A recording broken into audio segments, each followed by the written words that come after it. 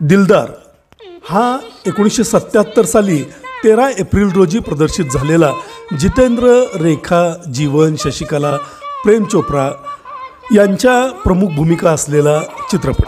यातली गाणी खूप चांगलीच गाजली होती. त्यातल्या त्यात तेरी मेरी शादी, सीधी सादी, पंडित ना शहनाई रे हे गाणं खूपच गाजलं.